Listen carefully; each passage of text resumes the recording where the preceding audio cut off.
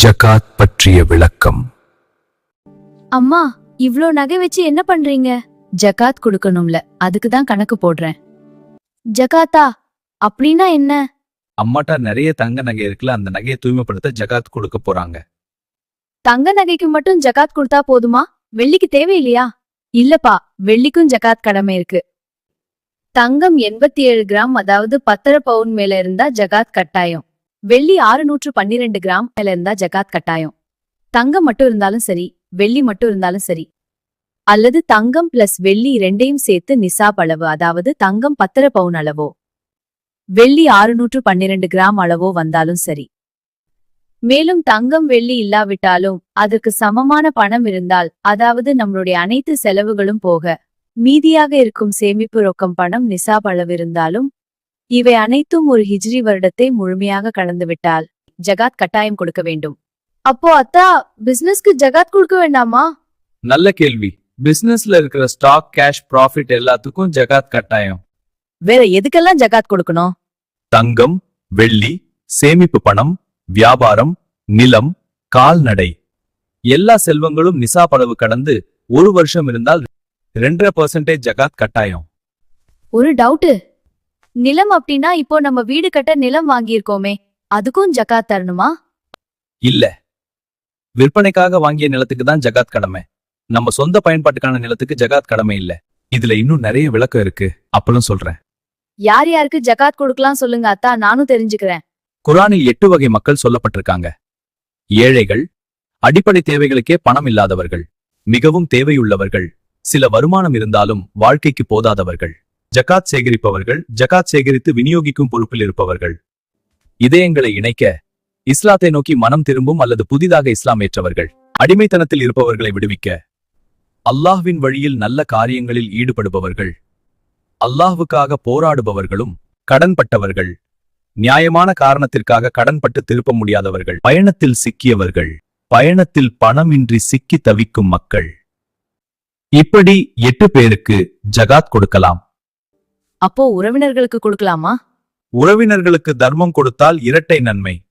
தர்மமும் உறவு பாசமும் என்று நபி ஸல்லல்லாஹு அலைஹி வஸல்லம் அவர்கள் கூறினார்கள். உறவினர்களில் யார் யாருக்கு கொடுக்கலாம்? சகோதரன், சகோதரி, அத்தை, மாமா, சித்தப்பா, மருமக்கள். யாருக்கு கொடுக்க கூடாது அப்பா? தந்தை, தாத்தா, அதாவது எவரின் மூலம் இவரின் பிறப்பு ஏற்பட்டதோ அவர்களுக்கும், இதேபோல் மகன், பேரன், அதாவது இவரின் மூலம் ஏற்பட்ட பிறப்புகளுக்கும், இதுபோன்றே கணவன் மனைவிக்கும், மனைவி கணவனுக்கும் ஜகாத் கொடுப்பது கூடாது. ஜகாத் பணத்தை எந்த விஷயங்களுக்கு பயன்படுத்தக்கூடாது? பள்ளிவாசல் கட்ட, அனாதை மையத்திற்கான செலவு, அடக்கம் செலவு, மையத்திற்காக கடன் அடைப்பது போன்ற விஷயங்களுக்கு பயன்படுத்தக்கூடாது. ஜகாத் நேரடியாக தகுதியான ஏழை மனிதருக்குத்தான் கொடுக்க வேண்டும். ஜகாத் பணத்தை ஒரே ஒருவருக்கே முழுவதும் கொடுக்கலாம், அல்லது பல ஏழைகளுக்கு பிரித்தும் கொடுக்கலாம். ஜகாத் கொடுக்கும்போது இது என் ஜகாத் என்று மனதில் நினைத்து அவசியம் நியத் செய்து கொடுக்க வேண்டும். அத்தா, ஜகாத் கொடுக்காம விட்டா என்ன ஆகும்? எவரிடத்துல பொருளாதார வசதி இருந்து ஜகாத்தை நிறைவேற்றலையோ அவர் அல்லாஹ்விடத்தில் பெரும் குற்றவாளியாக கருதப்படுவார். மறுமை நாளில் அவருக்கு கடுமையான தண்டனை இருக்கும். எவரிடத்தில் தங்கம், வெள்ளி இருந்து அவைகளை கணக்கிட்டு ஜகாத் கொடுக்கவில்லையோ அவரை கியாமத் நாளில் அவருடைய பொருட்களை நெருப்பு பலகை போன்று ஆக்கி, நெருப்பினால் நன்கு சூடாக்கி அவருடைய 2 தோள்களின் மீதும் நெற்றியின் மீது, பித்தத்தின் மீது சூடு போடப்படும். தொடர்ந்து சூடேத்தி சூடு போட்டு வேதனை செய்யப்பட்டு கொண்டே இருக்கும். எவரிடத்துல பொருளாதார வசதி இருந்து ஜகாத்தை நிறைவேற்றலையோ அவருடைய பொருள் கொடிய விஷமுள்ள பாம்பாக மாறி அவரது தோல் பூஜத்தில் சுற்றப்படும். பிறகு அப்பாம்பு தனது கொடிய பற்களை கொண்டு அவரை கடித்துக் கொண்டு, நான் தான் உனது பொருள், நான் தான் உனது பொக்கிஷமாகும் என கூறிக்கொண்டே இருக்கும் என்று நபி ஸல்லல்லாஹு அலைஹி வஸல்லம் அவர்கள் கூறினார்கள்.